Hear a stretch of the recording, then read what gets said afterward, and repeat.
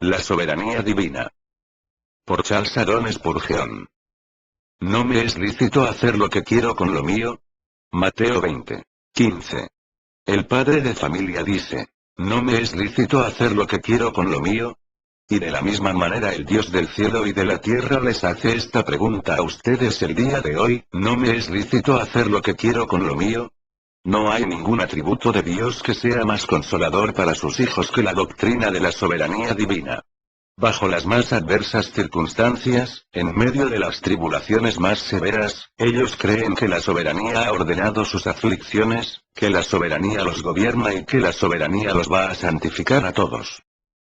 No hay nada por lo que los hijos de Dios deban contender con más ahínco que por el dominio de su Señor sobre toda la creación. El reinado de Dios sobre todas las obras de sus propias manos. El trono de Dios, y su derecho a sentarse sobre ese trono.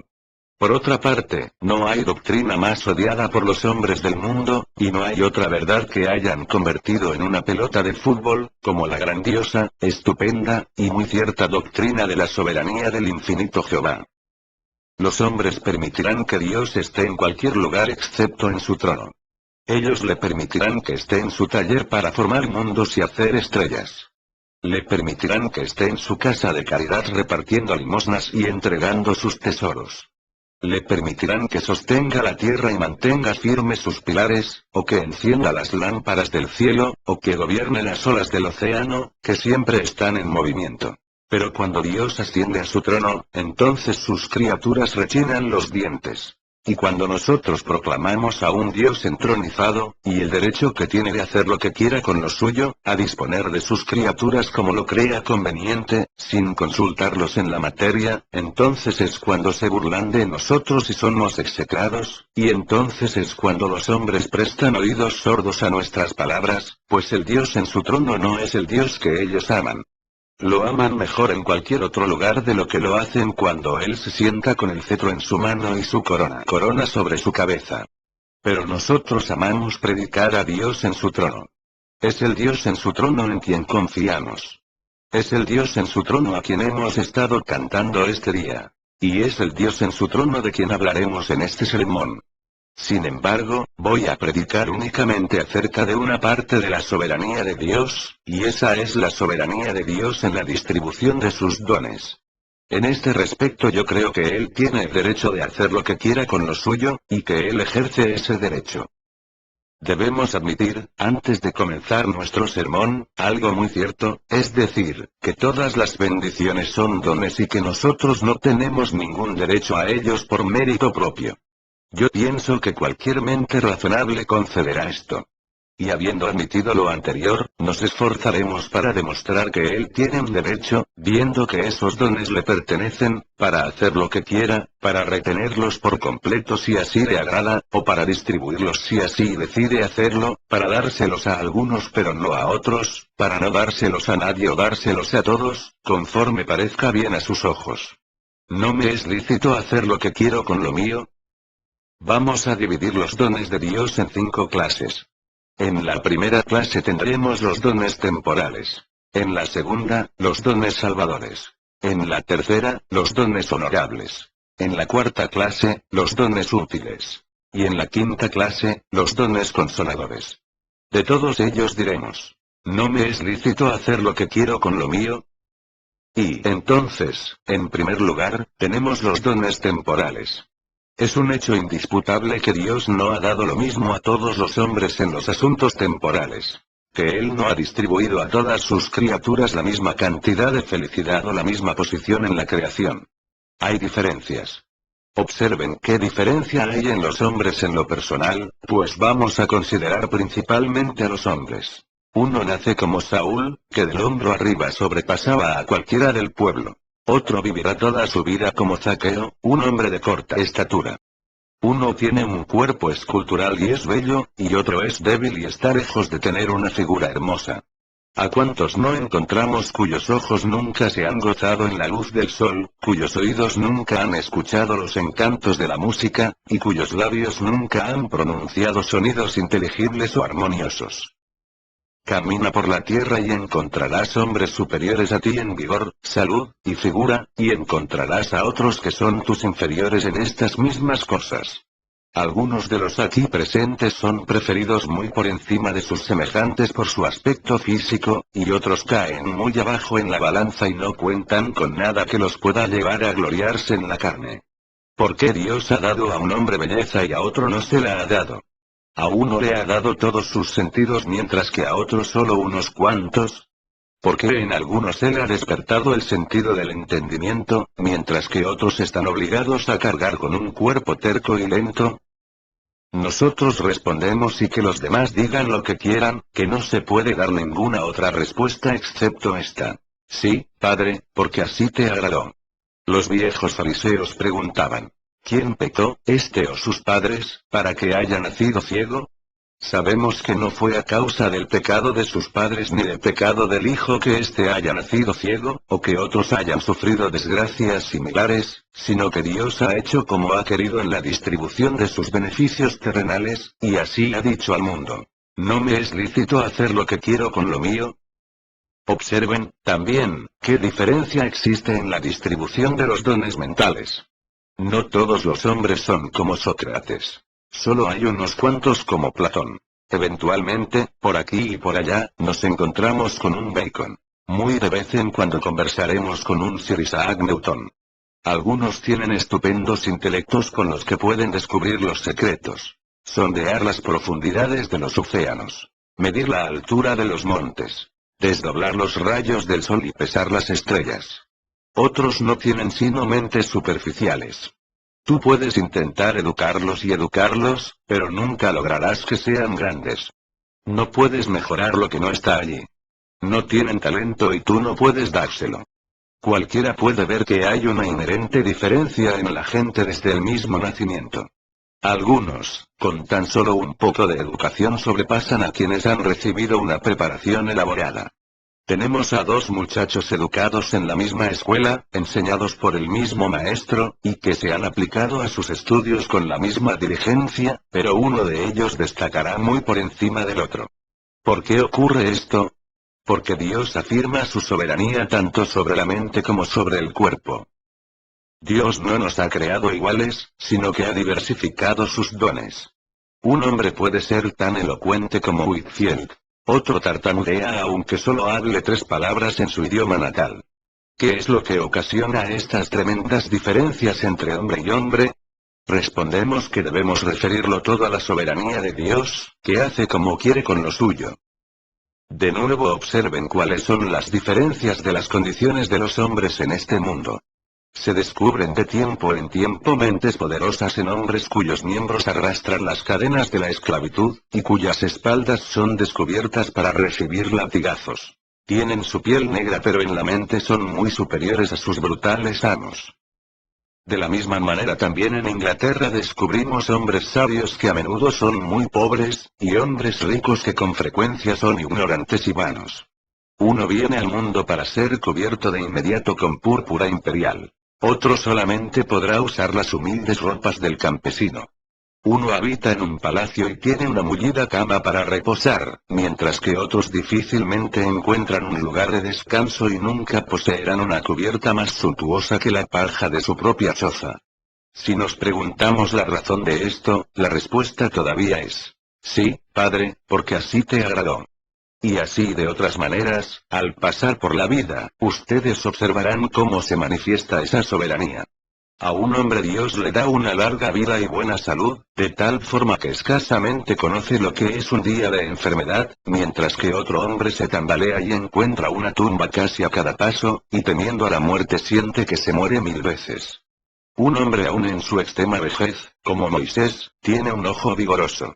Y aunque su cabello sea gris, él se mantiene tan firme sobre sus pies como cuando era joven en la casa de su padre. Nuevamente preguntamos: ¿cuál es la causa de esta diferencia?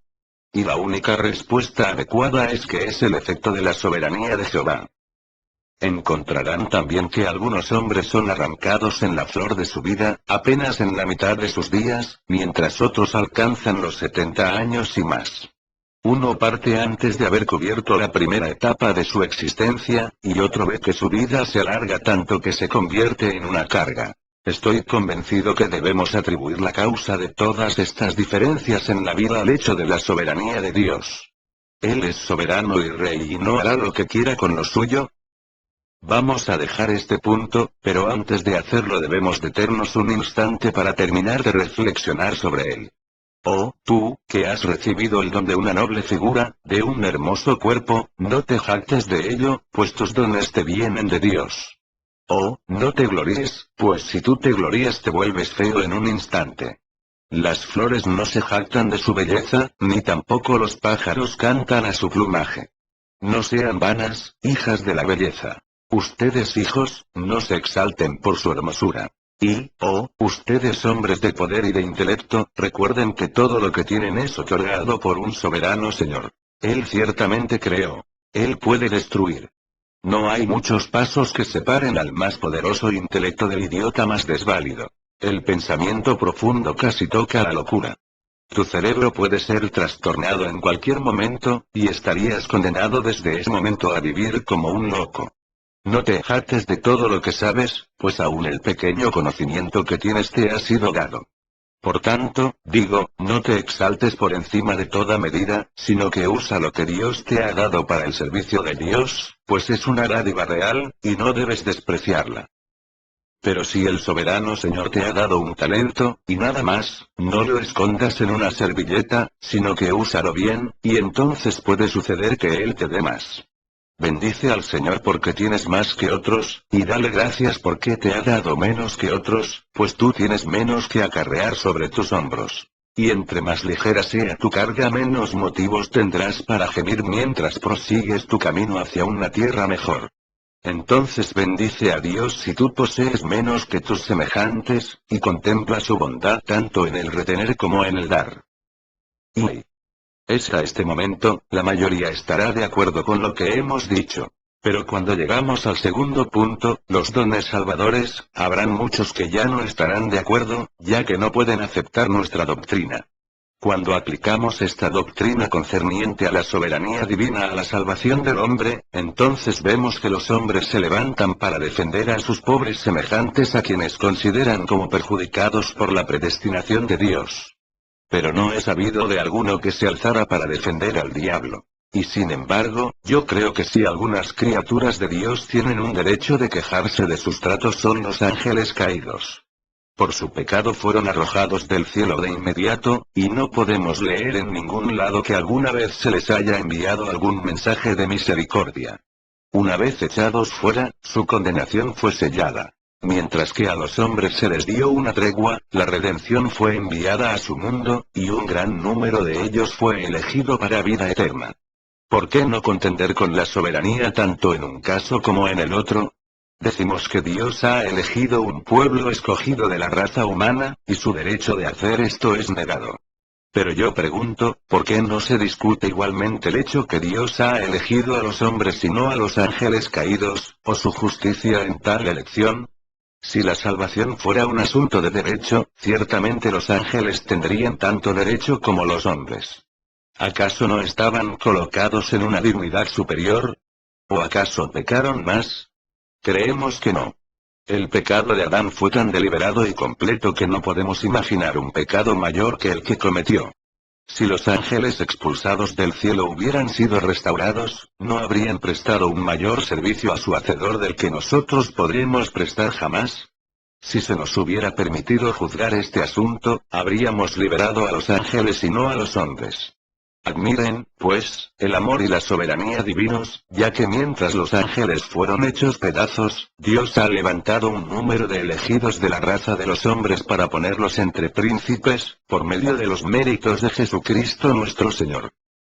Observen de nuevo la soberanía divina en el hecho que Dios eligió a la raza de los israelitas y dejó a los gentiles en la oscuridad durante años.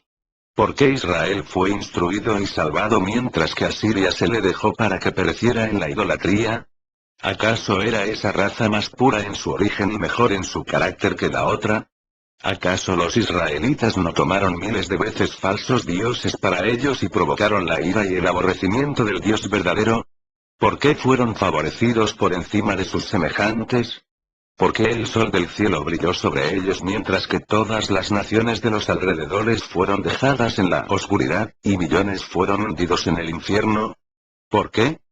La única respuesta que puede darse es esta, que Dios es un soberano, y de quien quiere, tiene misericordia, y al que quiere endurecer, endurece. Y ahora también por qué Dios nos ha enviado su palabra mientras que una multitud de personas permanece todavía sin su palabra. Porque cada uno de nosotros viene al tabernáculo de Dios, domingo tras domingo, gozando del privilegio de escuchar la voz del ministro de Jesús, mientras que otras naciones no han sido bendecidas de esa manera. ¿Acaso Dios no pudo haber hecho que la luz resplandeciera en las tinieblas allí al igual que aquí?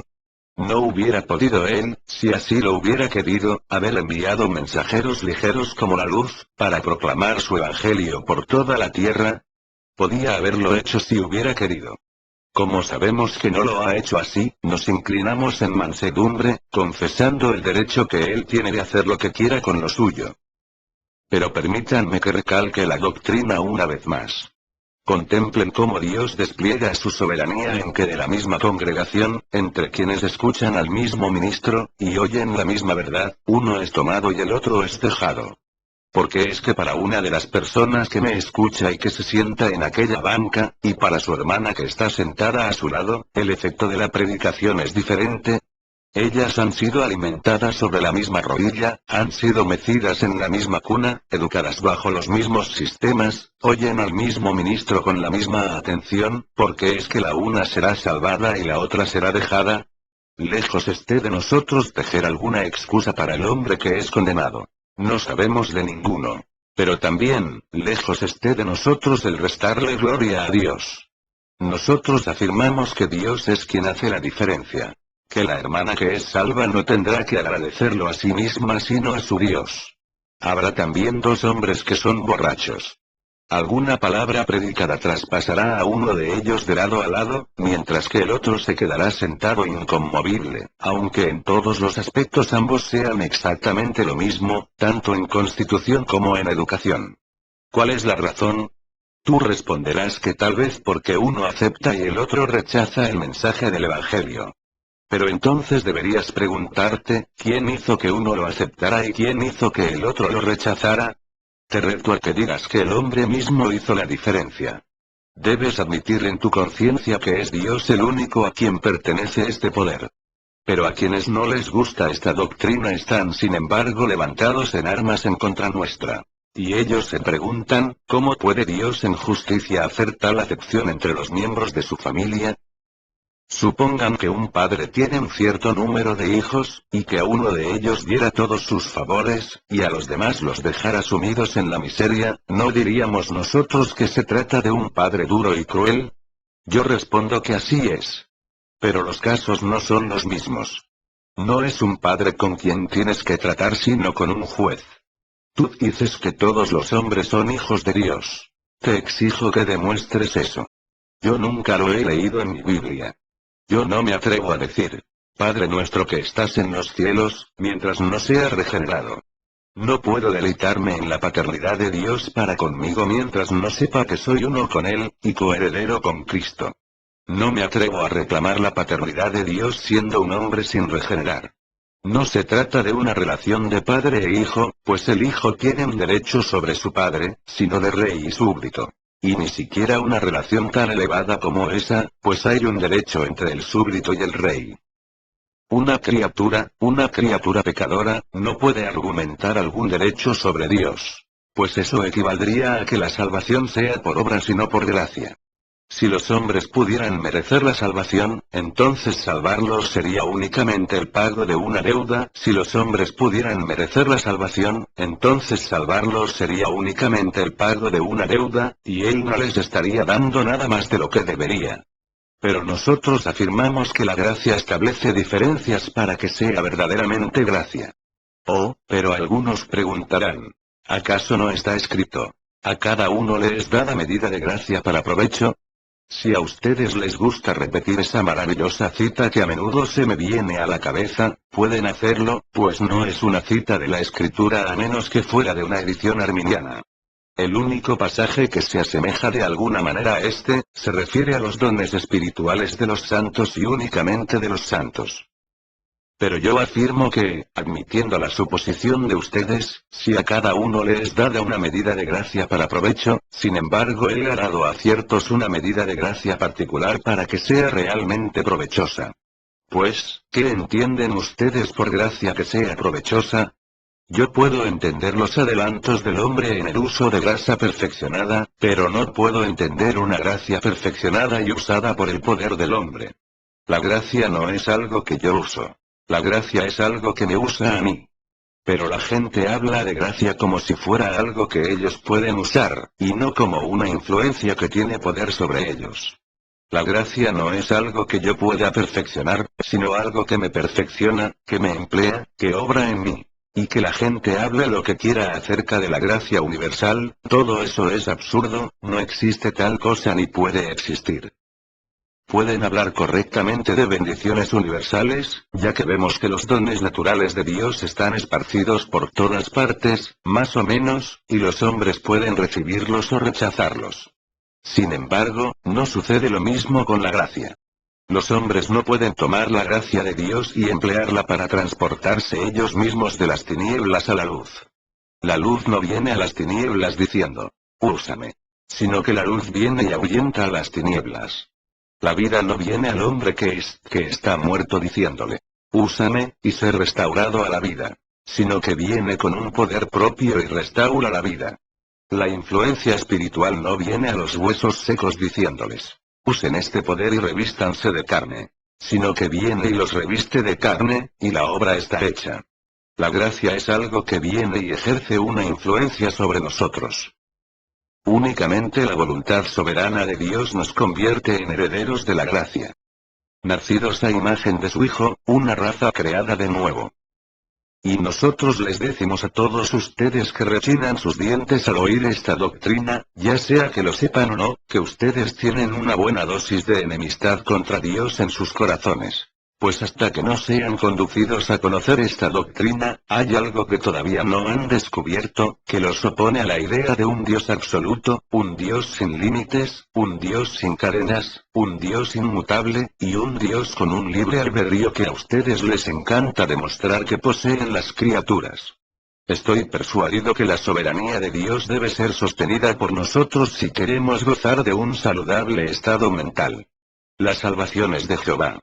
Entonces denle toda la gloria a su santo nombre, a quien pertenece toda la gloria.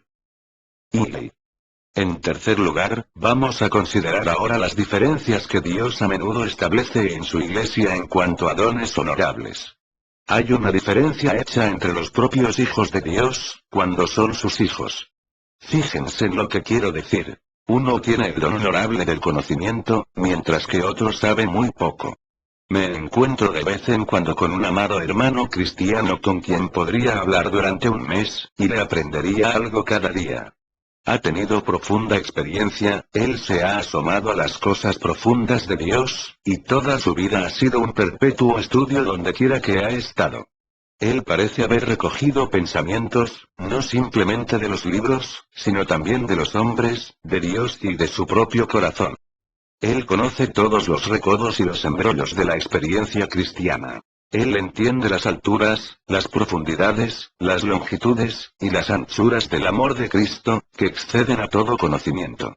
Él ha conseguido una idea grande, un íntimo conocimiento del sistema de gracia, y puede defender los tratos del Señor con su pueblo.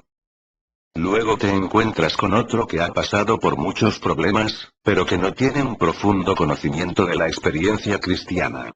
No aprendió ni un solo secreto en todas sus tribulaciones. Salía a tropiezos de un problema para meterse de inmediato en otro, pero nunca se detuvo para levantar alguna de las joyas que estaban enterradas en el lodo. Nunca intentó descubrir las preciosas perlas escondidas en sus aflicciones. Sabe apenas un poco más acerca de las alturas y de las profundidades del amor del Salvador de lo que sabía cuando vino por primera vez al mundo. Puedes conversar con un hombre así tanto como quieras, pero no obtendrás nada de él. Si te preguntas por qué ocurre eso, yo respondo que hay una soberanía de Dios que otorga conocimiento a algunos y no a los otros. El otro día iba caminando con un cristiano anciano, que me comentaba cuánto se ha beneficiado por mi ministerio. No hay nada que me humille más que el pensamiento de que ese anciano creyente recibiera experiencia en las cosas de Dios y recibiera instrucción en los caminos del Señor de un simple bebé en la gracia. Pero yo espero, cuando yo sea un anciano, si vivo y llego a ser uno, que algún bebé en la gracia me instruya. Dios cierra la boca del viejo algunas veces y abre la boca del niño. ¿Por qué son los maestros de cientos de personas que son, en muchas áreas, más capaces de enseñarnos a nosotros? La única respuesta que podemos encontrar está en la soberanía divina, y debemos inclinarnos ante ella, pues ¿acaso no tiene Él el derecho de hacer lo que quiera con lo suyo? En lugar de envidiar a los que tienen el don del conocimiento, deberíamos procurar obtenerlo, si es posible. En lugar de sentarnos a murmurar diciendo que no tenemos más conocimiento, debemos recordar que el pie no puede decirle a la cabeza, ni la cabeza al pie, no tengo necesidad de ti, pues Dios nos ha dado talentos conforme ha querido. De nuevo observen, al hablar de dones honorables, que no solo el conocimiento sino también el servicio es un don honorable. No hay nada más honorable para un hombre que el oficio de diácono o ministro. Nosotros engrandecemos nuestro oficio, pero no nos engrandecemos a nosotros mismos. Sostenemos que no hay nada que dignifique más a un hombre que el ser nombrado para un oficio en una iglesia cristiana. Yo prefiero ser un diácono de una iglesia que ser alcalde de la ciudad de Londres. Yo considero que ser un ministro de Cristo es un honor infinitamente más elevado que cualquier honor que el mundo pueda otorgar. Mi púlpito es para mí más deseable que un trono, y mi congregación es un imperio lo suficientemente grande. Un imperio ante el cual los imperios de la tierra se reducen a nada en cuanto a la importancia eterna. Porque envía a Dios, por el Espíritu Santo, un llamamiento especial a un hombre para que sea un ministro, y pasa por alto a otro. Hay otro hombre más dotado, tal vez, pero nosotros no nos atrevemos a ponerlo en un púlpito porque él no tiene un llamado especial. Lo mismo sucede con el diaconado. El hombre que todos piensan que es el adecuado para ese oficio es pasado por alto, y otro es elegido. Hay una manifestación de la soberanía de Dios en sus nombramientos para los diversos oficios. Al poner a David en un trono, al convertir a Moisés en líder de los hijos de Israel a través del desierto, al elegir a Daniel para que estuviera entre príncipes, al elegir a Pablo para que fuera ministro de los gentiles, y a Pedro para que fuera el apóstol de la circuncisión. Y ustedes que no tienen el don de un servicio honorable, deben aprender la grandiosa verdad contenida en la pregunta del Señor. ¿No me es lícito hacer lo que quiero con lo mío? Hay otro don honorable, el don de la expresión. La elocuencia tiene mayor poder sobre los hombres que todos los demás dones juntos. Si un hombre quiere tener poder sobre la multitud, debe buscar tocar sus corazones, y encadenar sus oídos. Hay hombres que son semejantes a vasijas llenas de conocimiento hasta el borde, pero que no tienen los medios para transmitir ese conocimiento al mundo. Ellos poseen todas las gemas del saber, pero desconocen cómo engarzarlas en el anillo de oro de la elocuencia. Pueden cortar las flores más bellas, pero no saben cómo tejerlas en una dulce guirnalda para presentarlas al ojo del admirador. ¿Cómo es esto? Nuevamente decimos que la soberanía de Dios está desplegada aquí, en la distribución de dones honorables. Aprende aquí, oh hombre cristiano, si tú tienes dones, a arrojar el honor de ellos a los pies del Salvador, y si no los posees, aprende a no murmurar. Recuerda que Dios es igualmente bondadoso cuando retiene como cuando distribuye sus favores. Si alguien de entre ustedes es exaltado, que no se envanezca. Si alguien es humillado, que no sea despreciado. Pues Dios da a cada vasija su medida de gracia. Sírvale cada uno según su medida, y adore al Rey del cielo que hace lo que quiere. Y en cuarto lugar notamos el don de utilidad. A menudo he hecho mal al censurar a mis hermanos ministros por no ser útiles, le he dicho a alguno. Tú podrías haber sido tan útil como yo si hubieras sido diligente. Pero seguramente hay otros que todavía son más diligentes y más eficientes y que trabajan de manera constante, pero con muy poco efecto. Y, por lo tanto, permítanme retirar mi acusación, y en lugar de eso, afirmar que el don de la utilidad es el resultado de la soberanía de Dios. No está en el hombre ser útil, sino que es de Dios hacer al hombre útil. Nosotros podremos trabajar con toda nuestra fuerza, pero únicamente Dios puede hacernos útiles. Podemos desplegar todas nuestras velas cuando sopla el viento, pero no podemos hacer que sople el viento. La soberanía de Dios es vista también en la diversidad de los dones ministeriales. Te acercas a un ministro y eres alimentado con abundancia de alimento bueno. El otro ministro no da lo suficiente ni para alimentar a un ratón. Tiene abundancia de censura, mas no tiene alimento para el Hijo de Dios. Otro puede consolar al Hijo de Dios, pero no puede reprender al rebelde. No tiene suficiente fuerza mental para dar esos azotes que son necesarios algunas veces. ¿Y cuál es la razón? La soberanía de Dios. Uno puede blandir el martillo pero no podría sanar un corazón quebrantado. Si llegara a intentarlo, vendría a tu mente la imagen de un elefante tratando de ensartar un hilo en una aguja. Un hombre así puede reprender, pero no puede aplicar aceite y vino en una conciencia herida. ¿Por qué? Porque Dios no le ha dado ese don. Hay otro que siempre predica sobre la teología práctica. Y muy raramente se refiere a temas doctrinales. Otro es todo doctrina, y no puede predicar mucho acerca de Jesucristo y el crucificado. ¿Por qué? Dios no le ha dado el don de doctrina. Otro siempre predica a Jesús, bendito Jesús. Hombres de la escuela de Auker. Y muchos dicen, oh. Ellos no nos dan suficiente experiencia. Ellos no se internan en la profunda experiencia de la corrupción que aflige a los hijos de Dios. Pero nosotros no les echamos la culpa por esto. Ustedes notarán que del mismo hombre brotarán a veces arroyos de agua viva, mientras que en otros momentos estará totalmente seco.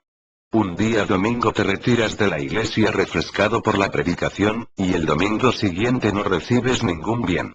Hay soberanía divina en todo esto, y debemos aprender a reconocerla y admirarla. En una ocasión, la semana pasada, estaba yo predicando a una gran multitud de personas, y en una parte del sermón la gente estaba muy conmovida. Yo sentí que el poder de Dios estaba allí. Una pobre criatura gritó de manera audible debido a la ira de Dios contra el pecado. Pero en otro momento las mismas palabras pudieran haber sido expresadas y pudo haber existido el mismo deseo en el corazón del ministro, sin que se produjera ningún efecto. Yo digo que debemos identificar la soberanía divina en todos esos casos. Debemos reconocer la mano de Dios en todo. Pero la presente generación es la más impía que haya pisado la tierra jamás, lo creo verdaderamente. En los días de nuestros padres, tan pronto caía un chaparrón, ellos declaraban que era obra de Dios que cayera. Y tenían oraciones para que lloviera, oraciones para que hiciera sol, y oraciones para la cosecha. Oraban cuando una gavilla se incendiaba, así como cuando el hambre desolaba la tierra. Nuestros antepasados decían, el Señor lo ha hecho.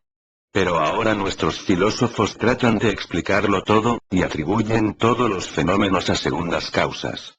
Pero hermanos, nosotros debemos atribuir el origen y la dirección de todas las cosas al Señor, y únicamente al Señor. Finalmente, los dones consoladores son de Dios. Oh, qué dones de consolación gozamos algunos de nosotros en las ordenanzas de la casa de Dios, y en un ministerio que es productivo. Pero ¿cuántas iglesias no quieren un ministerio de ese tipo? Y entonces, ¿por qué lo tenemos nosotros? Porque Dios ha establecido esa diferencia. Algunos de los que me escuchan tienen una sólida fe, y se pueden reír de los imposibles. Somos capaces de cantar una canción en medio del mal tiempo. Tanto en la tempestad como en la calma. Pero hay otra persona con poca fe que está en peligro de tropezar con cada brizna de paja. Nosotros atribuimos la fe eminente enteramente a Dios. Uno nace con un temperamento melancólico, y ve que una tempestad siempre se está generando en medio de la calma. Mientras que otro está contento, y ve bordes de plata en cada nube, no importa cuán negra sea, y es un hombre feliz. ¿Pero por qué sucede esto? Los dones consoladores provienen de Dios. Y luego observen que nosotros mismos diferimos a ratos. Durante un tiempo podremos tener un bendito intercambio con el cielo, y nos es permitido mirar al interior del velo. Pero súbitamente, estos gozos deleitables se esfuman. ¿Acaso murmuramos por causa de eso? ¿No puede hacer él lo que quiera con lo que es suyo? No puede quitar lo que ha dado. Los consuelos que poseemos fueron suyos antes que fueran nuestros. Y aunque me quitaras todo, yo no me quejaría, antes que yo lo poseyera, todo era enteramente tuyo. No hay gozo del espíritu, ni abundante esperanza bendita, ni una gran fe, ni un deseo ardiente, ni una cercana comunión con Cristo, que no sean un don de Dios, y que no debamos atribuirlo a Él. Cuando estoy en tinieblas y sufro desilusiones, miro a lo alto y digo, Él da cánticos en la noche. Y cuando soy conducido al regocijo, digo, mi monte permanecerá firme para siempre. Dios es un soberano Jehová. Y, por tanto, me postro a sus pies, y si perezco, voy a perecer allí. Pero déjenme decir, hermanos, que esta doctrina de la soberanía divina está muy lejos de hacer que ustedes se sienten con pereza, sino que espero en Dios que tendrá la tendencia de humillarlos, y de conducirlos a decir, yo soy indigno de la más pequeña de todas tus misericordias. Siento que tú tienes el derecho de hacer conmigo lo que quieras. Si tú me aplastas a mí, pobre gusano indefenso, no serás afrentado. No tengo el derecho de pedirte que tengas compasión de mí, excepto esto, que necesito tu misericordia. Señor, si tú quieres, tú puedes perdonar, y jamás diste tu gracia a alguien que la necesitara más ardientemente. Puesto que estoy vacío, lléname con el pan del cielo. Puesto que estoy desnudo, vísteme con tu manto. Puesto que estoy muerto, dame la vida. Si suplicas así, con toda tu alma y con toda tu mente, aunque Jehová es soberano, Él extenderá su cetro y salvará, y vivirás para adorarlo en la belleza de su santidad, amando y adorando su soberanía llena de gracia. El que creyere, es la declaración de la Escritura y fuere bautizado, será salvo. Mas el que no creyere, será condenado. El que cree únicamente en Cristo, y es bautizado con agua en el nombre del Padre, y del Hijo, y del Espíritu Santo, será salvo, pero el que rechace a Cristo y no crea en Él, será condenado. Ese es el decreto soberano y la proclamación del cielo. Inclínate ante Él, reconócelo, obedécelo, y que Dios te bendiga.